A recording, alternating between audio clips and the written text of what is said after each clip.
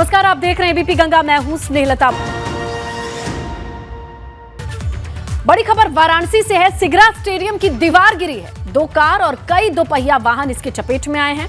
Stadium में construction का काम चल रहा था। गिट्टी के दबाव के कारण स्टेडियम की दीवार गिरी है, यह बताया जा रहा है।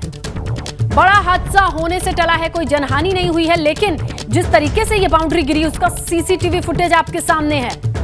ये देखिए आप, किस तरीके से धराशायी हो गई ये पूरी बाउंड्री वॉल, जो बड़ी मजबूत बाउंड्री वॉल थी।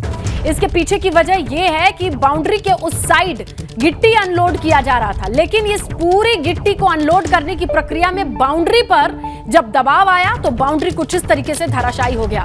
पेड़ समेत बाउंड्री किस तरीके से धराशायी हुआ, उसके बाद का मंजर दोनों आपके सामने है।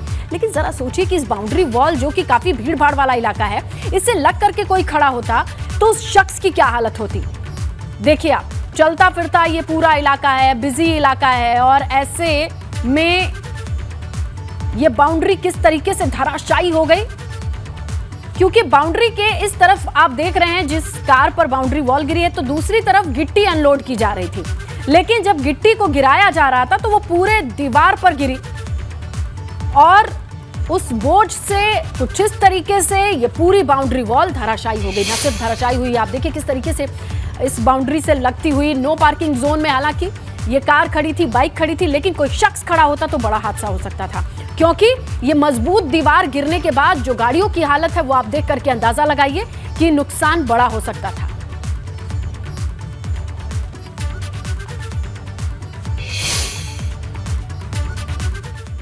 खबर लखनऊ से है। मेजर की गाड़ी फूकी गई है। रिहायशी इलाके में डीजे बजाने से रोकने पर दबंगई दिखाई गई है। होटल में डीजे बजाने का विरोध करने पर आग लगा दी। आपको बताएं, मामला है मिलानो एंड कैफे। तेज आवाज में डीजे बज रहा था। मेजर अभिजीत ने विरोध किया तो उनकी गाड़ी फूक दी गई। घर के बाहर मेजर की गाड़ी खड़ी थी तो दबंगों ने इसे आग के हवाले कर दिया। वजह यह है कि मेजर ने तेज आवाज में डीजे बजाने के लिए मना किया था।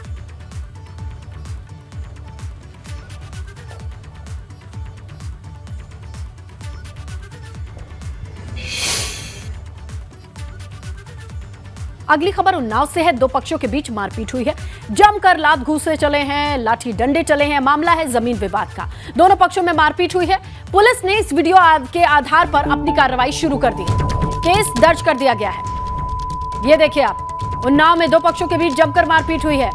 जमीनी मसला, जमीन का विवाद, लेकिन निपटारे के लिए लोग एक दूसरे पर हमलावर हो गए। उन्नाव का वीडियो है ये, और पुलिस अब इसी वीडियो के आधार पर आगे की कार्रवाई में जुटी हुई है, लगी हुई है। केस दर्ज हो चुका है। पुराना मामला 2 पक्ष का बताया जा रहा है। आपस में ये लोग गुत्थम गुत्था हो गए।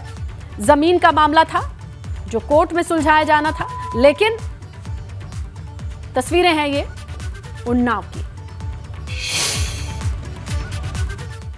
मुख्यमंत्री के सचिव मीनाक्षी सुंदरम भी जोशीमठ में मौजूद हैं। मीनाक्षी सुंदरम ने बताया कि जोशीमठ शहर को 3 जोन में बांटा जाएगा। जिलाधिकारी जोन के आधार पर चिन्हित कर सुरक्षित, असुरक्षित, बफर जोन में पूरे शहर को बांटेंगे। एनटीपीसी परियोजना को लेकर उन्होंने कहा कि अगर वैज्ञानिकों की रिपोर्ट में यह बात सामने आती है कि परियोजना की वजह से दरारें आई हैं तो इसे तुरंत बंद कर दिया जाएगा। मुख्यमंत्री आर मीनाक्षी सुंदरम साहब हमारे साथ हैं। सर, आप लोग लगातार जायजा ले रहे हैं स्थितियों का।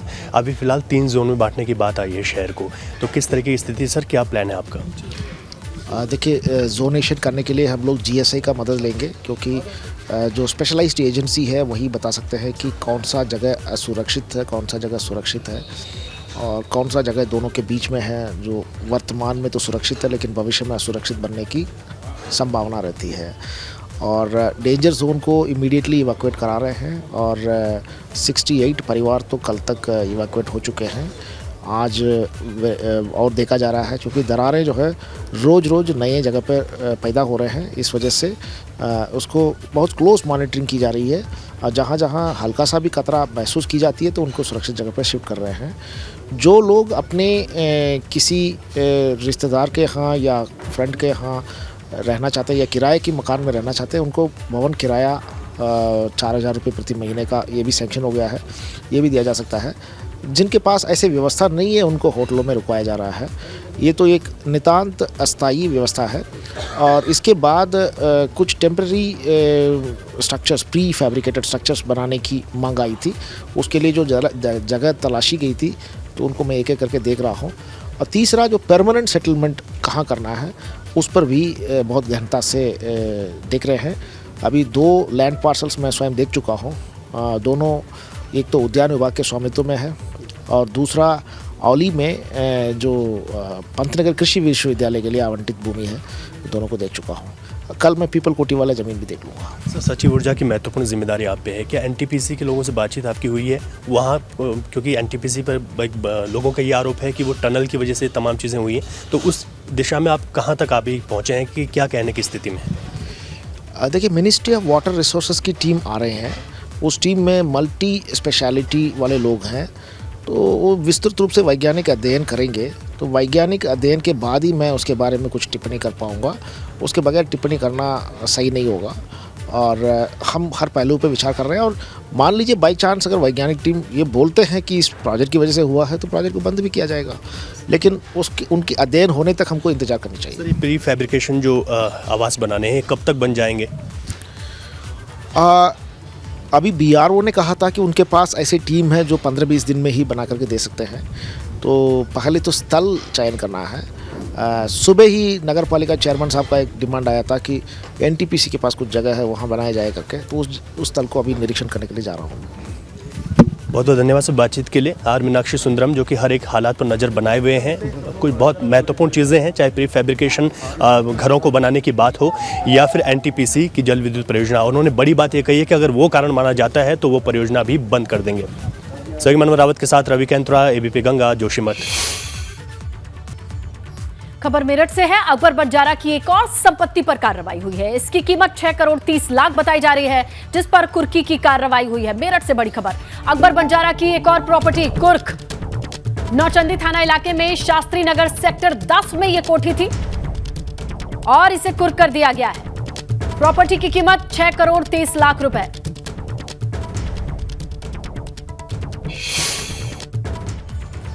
नॉर्थ ईस्ट के पशु तस्कर डॉन रहे अकबर बंजारा के खिलाफ मेरठ पुलिस का एक और बड़ा एक्शन। देखिए कि यहाँ मेरठ के पौष इलाके शास्त्री नगर में करीब 6 करोड़ रुपए से ज्यादा कीमत की जो कोठी है, अवैध रूप से काली कमाई से जो कोठी खरीदी गई थी, आज मेरठ पुलिस ने उसको यहाँ पर कुर्क कर लिया है। जो बहसुमा पुलिस है, बहसुमा पुलिस ने यहाँ शहरी इलाके में आकर इस कोठी को कुर्क करने का जो काम है वो यहाँ पर किया है।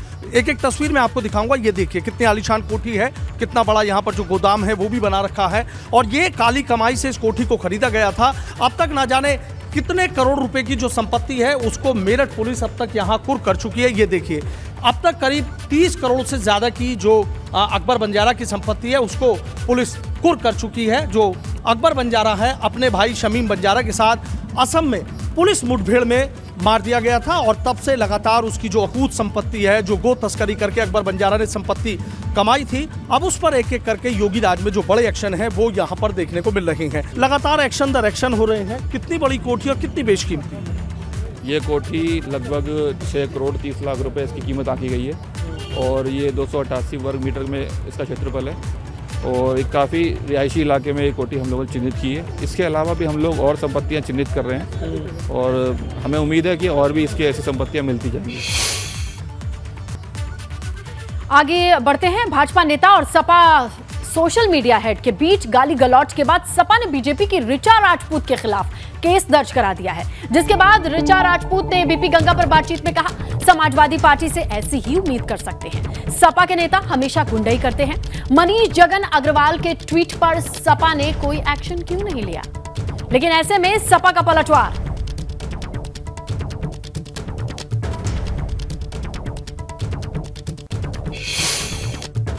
समाजवादी पार्टी तो जानी ही जाती है अपनी बौखलाहट के लिए, अपनी गुंडई के लिए, अपनी अभद्रता के लिए। तो इसमें तो कुछ नया है नहीं।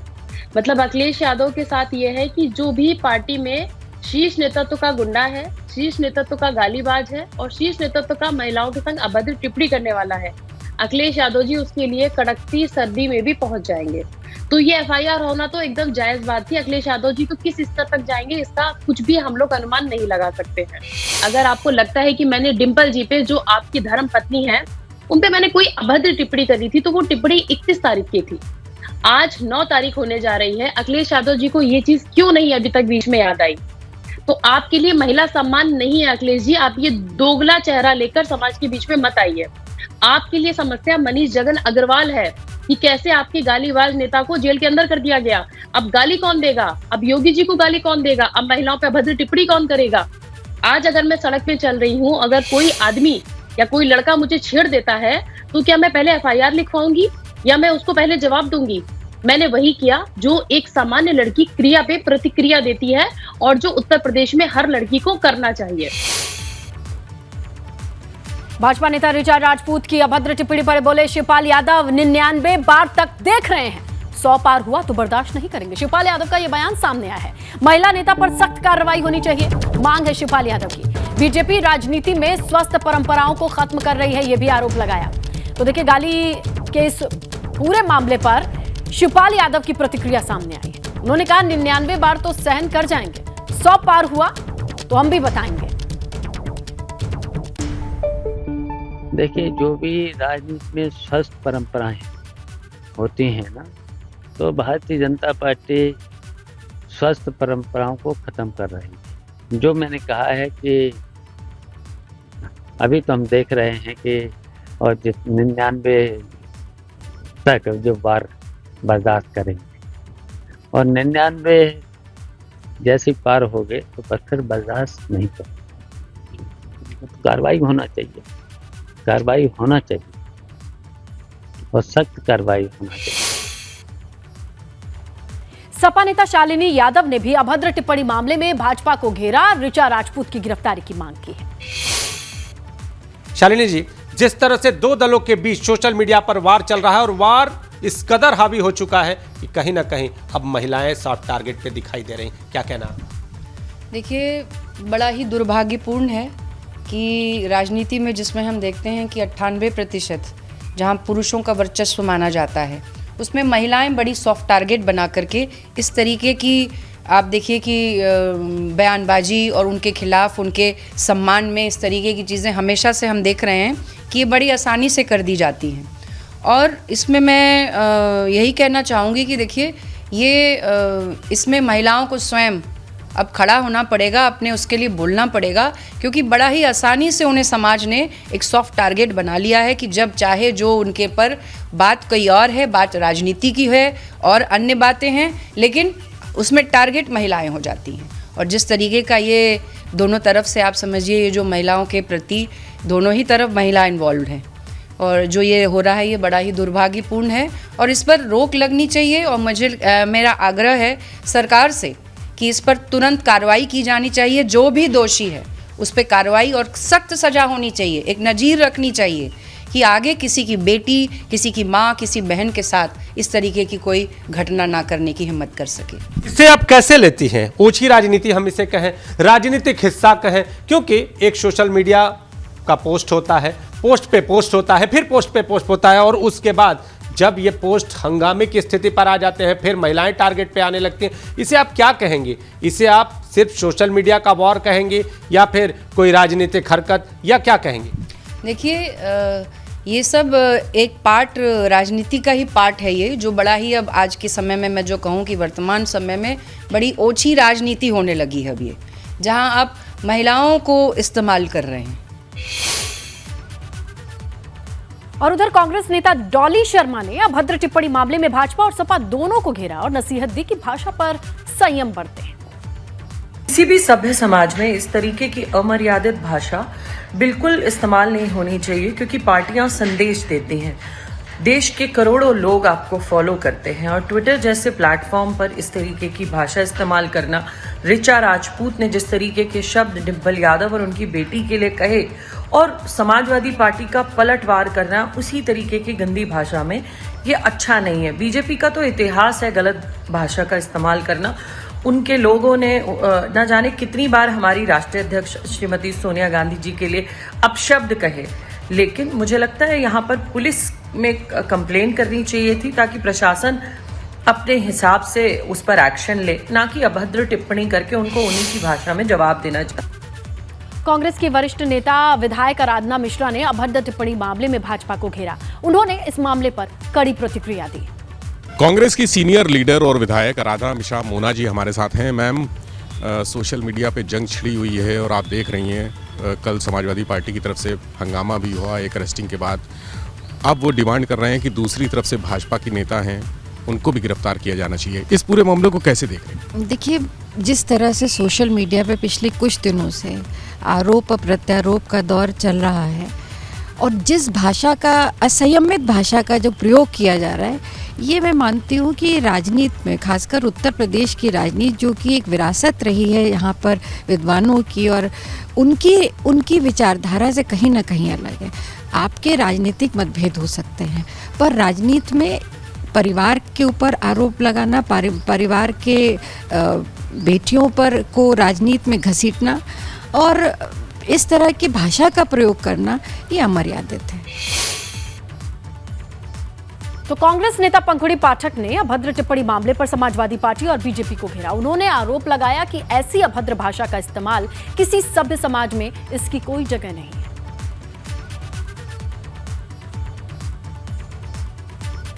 भारतीय जनता पार्टी और समाजवादी पार्टी के द्वारा फैलाई जा रही अश्लीलता और अभद्रता निंदनीय है।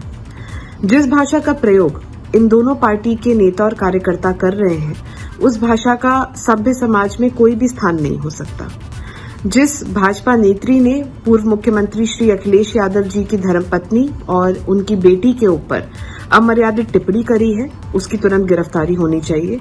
हालांकि वैसी ही टिप्पणियां करने वाले अपने कार्यकर्ता के पक्ष में जिस तरह से अखिलेश जी खड़े दिखाई दे रहे हैं, उससे पता लगता है कि इन दोनों ही पार्टियों का चरित्र एक जैसा है। तो देखिए, ट्विटर पर जिस तरीके की भाषा का इस्तेमाल समाजवादी पार्टी और बीजेपी के सोशल मीडिया हैंडल करने वाले लोगों की तरफ से हुआ, उसके बाद ये पूरा बखेड़ा मचा हुआ है। देखिए, उपभोक्ताओं को बड़ा झटका देने की तैयारी में बिजली कंपनियां हैं। बिजली कंपनियों ने सरकार को एक प्रस्ताव भेजा है। 2023-24 में 15.85% तक बिजली दरों को बढ़ाने का यह प्रस्ताव है। घरेलू बिजली दर में 18 से 23% वृद्धि का प्रस्ताव है। 18 से 23, दोहरा रहे हैं आपको, ये वृद्धि होनी चाहिए, ये प्रस्ताव भेजा गया है। उद्योग के लिए 16 से और कृषि के लिए 10 से 12% वृद्धि का ये प्रस्ताव है। कुल मिलाकर के बहुत बड़ा जंप होगा अगर इस प्रस्ताव को मंजूर किया जाता है।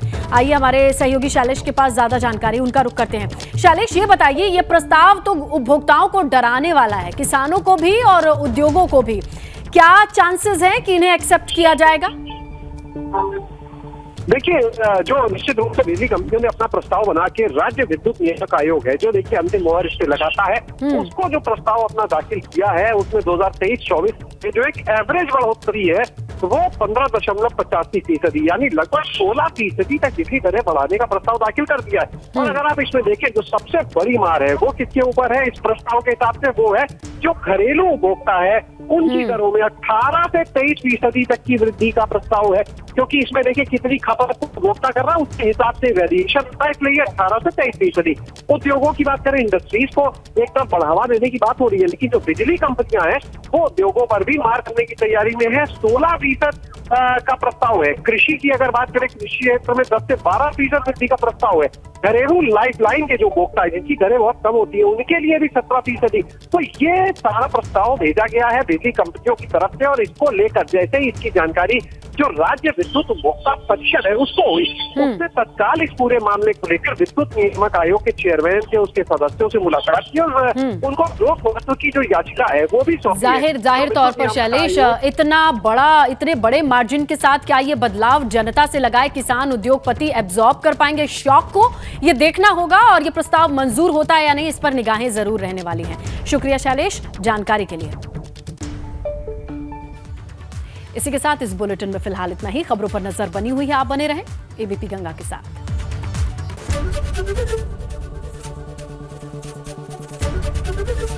एबीपी गंगा, खबर आपकी, जुबान आपकी।